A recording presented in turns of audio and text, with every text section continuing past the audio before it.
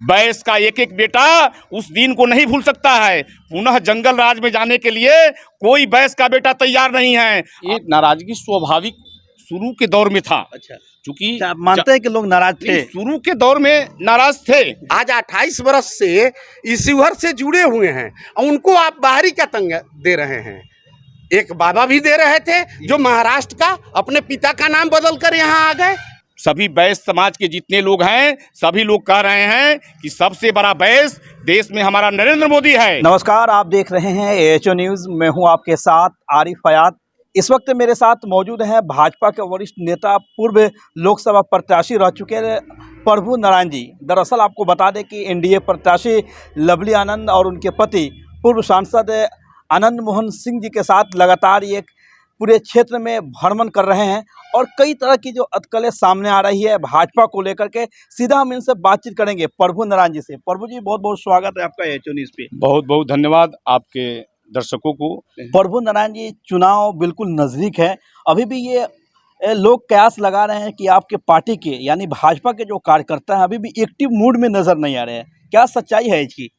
नहीं, ये तो बिल्कुल कहीं से ये बात हमें दिखाई नहीं दे रहा। अच्छा ये भारतीय जनता पार्टी के कार्यकर्ता पन्ना प्रमुख से लेकर जी, बूथ अध्यक्ष से लेकर शक्ति केंद्र प्रभारी से लेकर मंडल की पूरी टीम, मंच मोर्चा की पूरी टीम, जिला की पूरी टीम और ये सभी अपने अपने नीचे के क्षेत्रों में सभी काम कर रहे हैं और सभी लगे हुए हैं। लोगों में तो इस बात की चर्चा है कि लोग नाराज चल रहे हैं। नहीं नहीं नहीं, कहीं कोई नाराजगी नहीं है और सभी कार्यकर्ता अपने अपने क्षेत्र में जिनको जो दायित्व मिला हुआ है सभी नीचे काम कर रहे हैं। लोग इस बात का कयास लगा रहे हैं कि लालू यादव ने इस पर शिवहर लोकसभा में एक बड़ा दाव लगा दिया है, क्योंकि 15 वर्षों से रमा देवी यहाँ से सांसद थी, बैस समाज से आती हैं। लालू यादव ने भी एक बैस समाज से आने वाली प्रत्याशी को चुनावी मैदान में उतारा है। अब लोग कह रहे हैं कि भाई बैस समाज के लोग रमा देवी जी के टिकट कटने के बाद नाराज चल रहे हैं। इस बात में क्या आपको सच्चाई लगता है कि वाकई बैस समाज के लोग जो सदियों से भाजपा के कोर वोटर रहे हैं इस बार नाराज हैं? ये नाराजगी स्वाभाविक शुरू के दौर में था। अच्छा, क्योंकि आप मानते हैं कि लोग नाराज थे? शुरू के दौर में नाराज थे।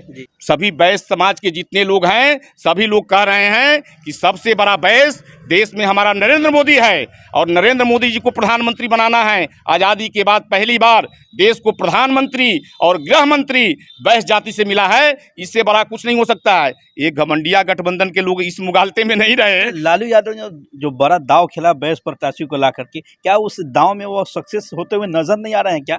बिल्कुल नजर नहीं आएंगे। उसका कारण है कि जितना इस बिहार के अंदर बैस जाति के लोग व्यवसायियों ने जितना प्रताड़ित हुआ है, अपहरण, फिरौती, हत्या 1990 से लेकर 2005 में जितना घुटन महसूस किया है, जितना व्यवसायियों का पलायन हुआ है, फिरौती लिया गया है, हत्याएं हुई है, बैस का एक एक बेटा उस दिन को नहीं भूल सकता है। पुनः जंगल राज में जाने के लिए कोई बैस का बेटा तैयार नहीं है। असली बैस कोई है तो देश में प्रधानमंत्री बनाना। यह चुनाव देश का चुनाव है, प्रधानमंत्री बनाने का चुनाव है।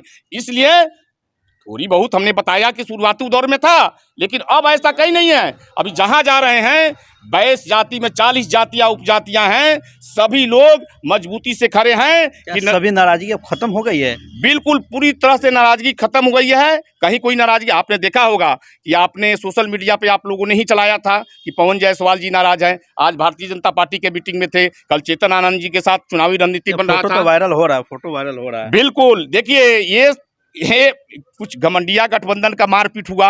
अच्छा। माने उनके मुकदमे हुए पटजिलवा में, इस चिरैया विधानसभा के क्षेत्र में, मोतिहारी में नामांकन के दौरान देखे कि किस प्रकार से फैसल रहमान को अपमानित किया गया। वो अपने चीजों को छुपाने के लिए, ढकने के लिए हमारे एनडीए के नेताओं के ऊपर जो है ये सब जो है इधर उधर की बात कर रहे हैं। आखिर ये कौन लोग हैं जो लगातार इस बात को बोल रहे हैं कि बैस समाज के लोग नाराज चल रहे हैं, भाजपा के लोग एक्टिव नजर नहीं आ रहे शिवहर में? ये कौन लोग हो सकते हैं? ये सब जो है आप देख रहे हैं कि वही ये जो नीचे स्तर के जो छोटे मोटे जो लोग हैं, जो अब नहीं कहना चाहते हैं, हमसे बुलवाइए नहीं, जो दो आना चार आना कमाने के लिए ऐसे जो धंधेबाज लोग हैं उनका ये सब किया कराया है। ऐसा कहीं कुछ नहीं है। ये आपके जो विपक्षी प्रत्याशी हैं लगातार घूम घूम कर सभाओं में बोल रही है, न्यूज़ चैनल के माध्यम से बोल रही है कि एक तरफ जहां आईएएस की पत्नी है दूसरी तरफ आईएएस के हत्यारा के पति हैं, तो क्या ऐसे इन सब बातों का लगता है कि आप लोग को नुकसान हो रहा है चुनाव में? और आईएएस जब थे वो, तो किस जिले का जिलाधिकारी थे, कहाँ उनकी पोस्टिंग थी,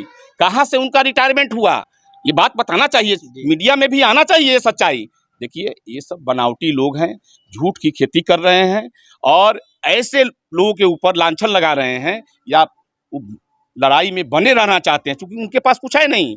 गाला पूंजी वही 1.5 लाख है। अच्छा। 1.5 लाख से ज्यादा वोट नहीं मिलने वाला है। ये चाहते हैं कि इसके बहाने जो है हवा बनाएं और लड़ाई में आ जाए, कहीं कोई लड़ाई नहीं है। आनंद मोहन जी के काफी करीबी माने जाते हैं। लोग बताते हैं कि जब आनंद मोहन सिंह शिवहर लोकसभा से सांसद थे, उस समय उनके ये प्रतिनिधि के तौर पर ये काम करते थे और लगातार ये मेहनत कर रहे हैं। क्या माहौल मिल रहा है बागेश्वर चौधरी? यही हम आपसे कहना चाहते हैं कि कुछ मीडिया के साथी तुलना करते हैं और ये जो बताया गया है वायरल भी है कि एक तरफ रितु जायसवाल से तुलना किया जा रहा है, तो मेरा तुलनात्मक यह जान लीजिए। फर्स्ट तो रितु जायसवाल को अगर टिकट दे करके राजद भेजी है कि मैं बैस परिवार को भेजकर, तो क्या शिवहर का ही बैस इतना बुर्बक है जो उनके झांसे में आ जाएगा? क्या वह जंगल राज को भूल गया है?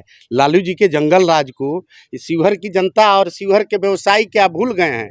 मैं यह कहना चाहता हूं कि वह आईएएस की बीवी कह रहे हैं, तो क्या शिवहर की जनता का यह सवाल नहीं बनता है और हमारे मीडिया साथियों के लिए सवाल नहीं बनता है कि क्या ऐसा कारण है कि देश में आईएएस बनने के लिए कितने बच्चों को कितनी बलिदानी देनी पड़ती है, उम्र गुजर जाता है और जाकर कितनी तपस्या के बाद वह आईएएस पद मिलता है।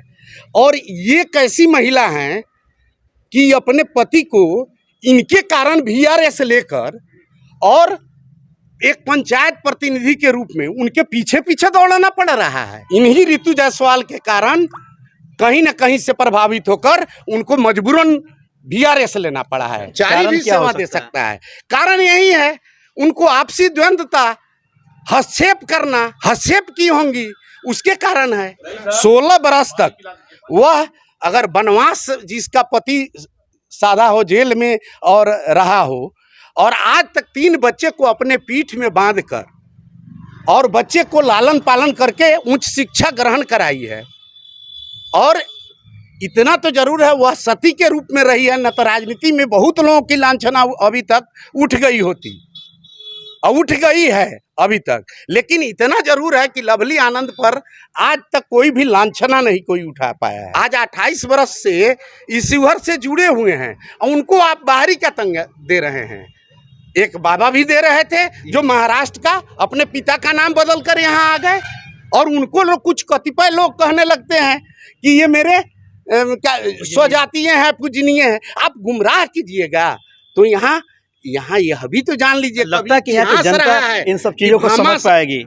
लगता है कि जनता इन सब चीजों को शिवहर का एक जनता समझ रही है। अंत में जाते जाते आप शिवहर की जनता से क्या अपील करना चाहेंगे, क्योंकि अब इलेक्शन होने में, मतदान होने में काफी कम समय बच गया है? शिवहर की जनता से एक ही अपील करना चाहते हैं, और मुझे शिवहर की जनता पर गर्व है कि शिवहर की जनता भली भांति दोनों कैंडिडेट को तौल लिया है और एनडीए का तय हो गया है। ये छोटी बात है जो वायरल हो रही है या समाज शिवहर के जनता को गुमराह करने में लगी है। गुमराह का असर यहाँ नहीं पड़ेगा। लग रहा है कि शिवहर की जनता गुमराह नहीं होगी, एकदम नहीं होगी। प्रभु नारायण जी, एनडीए गठबंधन के नेताओं का शिवहर लोकसभा में कब से अब कार्यक्रम शुरू होने वाला है, जनसभा वाला? पहला कार्यक्रम हमारा घोड़ासहन प्रखंड के टुनवा हाई स्कूल के खेल मैदान में हमारे भारतीय जनता पार्टी बिहार प्रदेश के प्रदेश अध्यक्ष और बिहार सरकार के उप मुख्यमंत्री माननीय श्री सम्राट चौधरी जी का आगमन हो रहा है। कब है ये? 12 तारीख को आ रहे हैं। घोड़ासहन के टुनवा हाई स्कूल के खेल मैदान में 50,000 लोग घोड़ासहन के उस फील्ड में या उस चारों तरफ इलाके में आपको दिखाई देंगे सम्राट चौधरी को सुनने के लिए। उसके बाद कहाँ सभा है? दूसरा कार्यक्रम हमारे राष्ट्रीय अध्यक्ष आ रहे हैं, भारतीय जनता पार्टी के राष्ट्रीय अध्यक्ष श्रीमान जगत प्रकाश नड्डा जी, जो यही शिकारगंज के हाई स्कूल के खेल मैदान में, और ये विराट जनसभा होगी। चलिए, बहुत बहुत धन्यवाद अपना कीमती समय देने के लिए प्रभु नारायण जी। जी, आपका भी बहुत बहुत आभार, बहुत बहुत धन्यवाद।